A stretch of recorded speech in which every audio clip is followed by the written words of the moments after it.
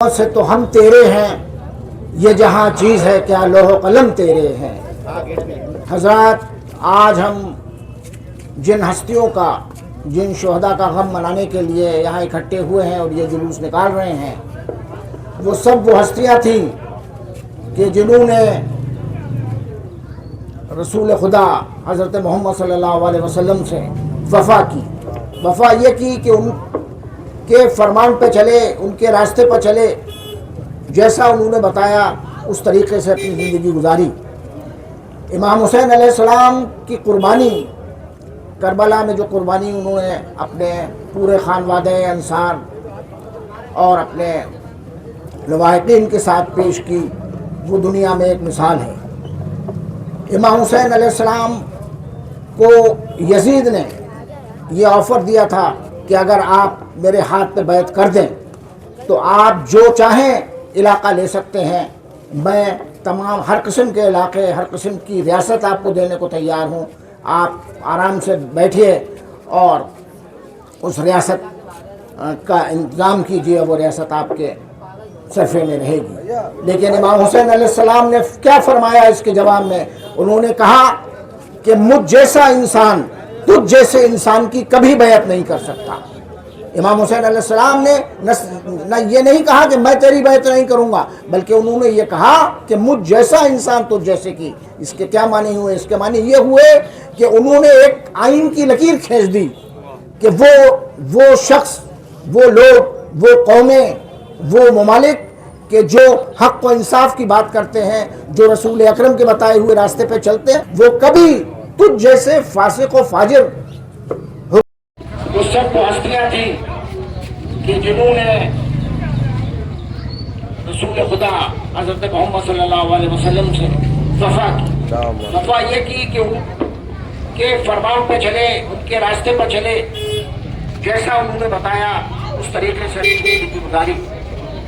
امام حسین علیہ السلام کی قربانی، کربلا میں جو قربانی انہوں نے اپنے پورے خانوادہ انصار اور اپنے روایتین کے ساتھ پیش کی، وہ دنیا میں ایک مثال ہے۔ امام حسین علیہ السلام کو یزید نے یہ آفر دیا تھا کہ اگر آپ میرے ہاتھ پہ بیعت کر دیں تو آپ جو چاہیں علاقہ لے سکتے ہیں، میں تمام ہر قسم کے علاقے، ہر قسم کی ریاست آپ کو دینے کو تیار ہوں، آپ آرام سے بیٹھیے اور اس ریاست کا انتظام کیجیے، وہ ریاست آپ کے صرفے میں رہے۔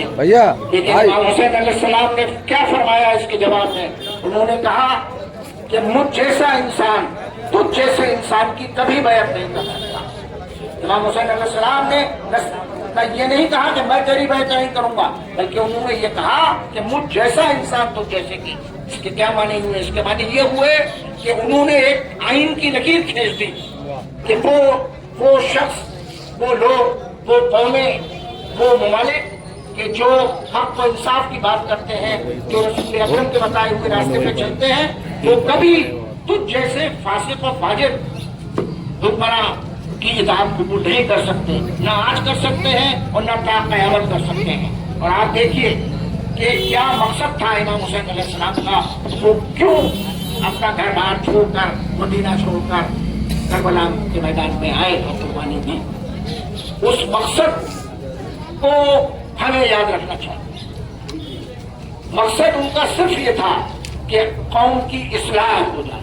قوم کی اصلاح کے لیے وہ نکلے تھے، کسی شان و شوکت کے لیے، کوئی حکومت ہٹانے کے لیے یا کوئی زمین ہٹانے کے لیے نہیں نکلے تھے۔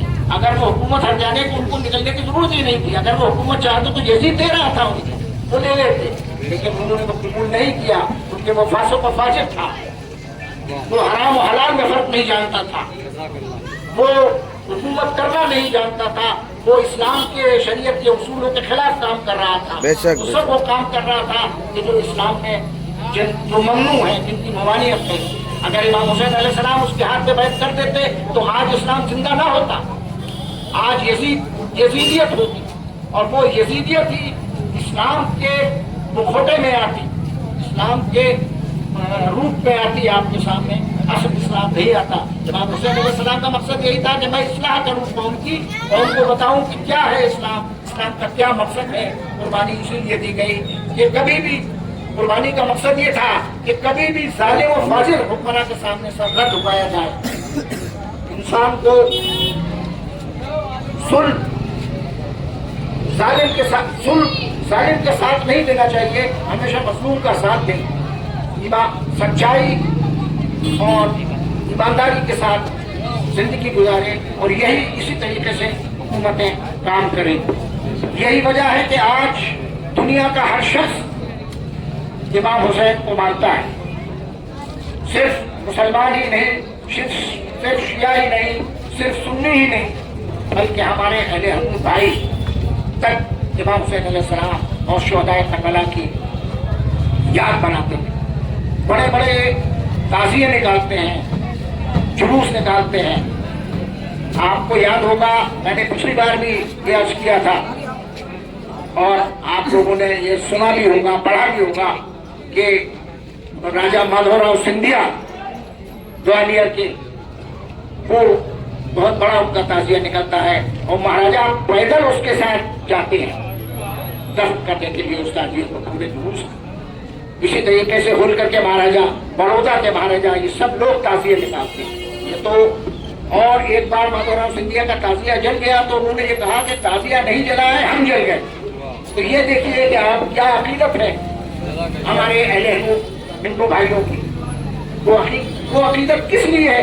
सिर्फ इसलिए है कि इमाम हुसैन अलैहिस्सलाम सच्चाई पर कायम थे, वो जुल्म के खिलाफ आवाज उठा रहे थे। लिहाजा जो लोग भी सच्चाई पर कायम रहेंगे वो और जुल्म के खिलाफ होंगे, हराम के खिलाफ होंगे, हलाल के साथ होंगे, वो हमेशा इमाम हुसैन अलैहिस्सलाम की कुर्बानी को याद करेंगे और उसमें अपना योगदान देंगे। तो ये मकसद हमारा तभी कामयाब होगा कि जब हम सब भी, सिर्फ यही नहीं कि दूसरे, बल्कि हम सब भी उनके मकसद को पहचाने और उस पर अमल करें। देखिए, जो हमारे ये ताज़िया जुलूस अलम है, इनकी अपनी अहमियत है, इनकी अहमियत कम नहीं है। जिससे हम ये दिखाते हैं कि हम किस चीज़ पे अमल कर रहे हैं, किसकी याद बना रहे हैं, लेकिन उसके साथ साथ ये भी जरूरी है कि हम उनके बताए हुए रास्ते पर, उनके किए हुए अमाल पर अमल करें और इस तरीके से, और हम हिंदुस्तान को आज़ाद करने का ये मुहिम चला रहे हैं। इसी तरीके से नेल्सन मंडेला, जो साउथ अफ्रीका के बहुत बड़े लीडर थे, उन्होंने भी यही बात कही। लिहाजा हम सबको ये चाहिए कि इमाम हुसैन अलैहिस्सलाम के और रसूल खुदा हज़रत मोहम्मद सल्लल्लाहु अलैहि वसल्लम के बताए हुए रास्ते पर अमल करें और सिर्फ इसी तरीके से हम उस मकसद को पूरा कर सकते हैं। इसीलिए हम जुलूस निकालते हैं। और आखिर में मैं हज़रत ख्वाजा मोइनुद्दीन चिश्ती अजमेरी के एक रुबाई से अपने अल्फाज को खत्म करता हूँ, रोक देता हूँ। वो फरमाते हैं ख्वाजा साहब कि शाह अस्त हुसैन, बादशाह अस्त हुसैन, दीन अस्त हुसैन, दीपना अस्त हुसैन, सरदार नदात दस्त यजीद, हक्का के बिना इला इलाहा अस्त हुसैन। यानी हुसैन शाह भी है, हुसैन बादशाह भी है। हुसैन ने सर दे दिया जंग में करबला की, लेकिन अपना हाथ यजीद के हाथ में नहीं दिया।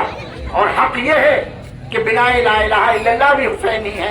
अगर हुसैन ना होते और अपनी शहादत न देते करबला में, तो आज ला इलाहा इल्लल्लाह कहने वाला दुनिया में कोई ना होता, बल्कि यजीद का नाम लेने वाला और यजीदियत की बात करने वाला होता। बहुत बहुत शुक्रिया।